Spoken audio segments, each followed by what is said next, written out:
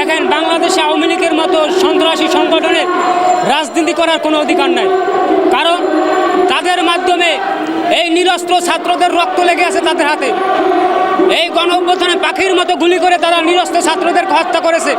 এই সমস্ত সন্ত্রাসী সংগঠন বাংলাদেশে যদি রাজনীতি করার অধিকার নিয়ে আসে, এদেশের জনগণ তাদেরকে কঠোর হস্তে দমন করবে।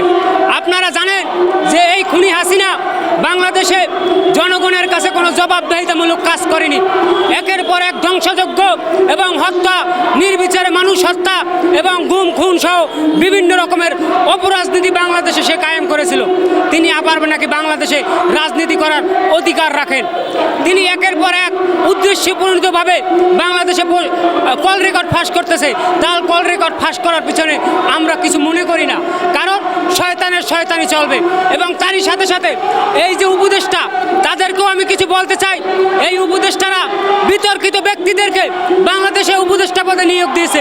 মনে রাখবেন, আপনারা এমন কোনো কাজ করবেন না যেই কাজের বিনিময়ে আপনাদের গলায় জুতার মালা ওঠে। আমরা ফুলের মালা দিয়ে আপনাদেরকে ক্ষমতায় বসাইতে পারি, কিন্তু আবার জুতার মালা দিয়ে ক্ষমতা থেকে আমরা ক্ষমতাচ্যুত করতে পারি।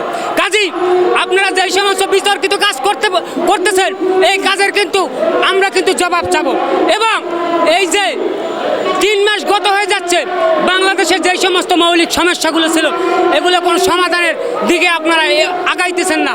দেখেন, বাজার সিন্ডিকেট, আওয়ামী লীগের আমলাতন্ত্র এখন পর্যন্ত আপনারা বাংলাদেশ থেকে নিরসন করতে পারলেন না।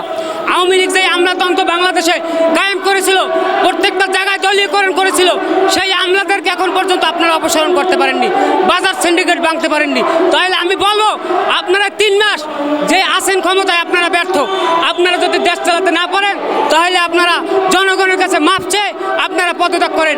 আমরা প্রয়োজনে আমার যোগ্য ব্যক্তিকে আবার ক্ষমতায় বসাবো এবং অতি সত্য বাংলাদেশে একটা অবাধ, সুষ্ঠু, নিরপেক্ষ নির্বাচন আপনারা দিবেন।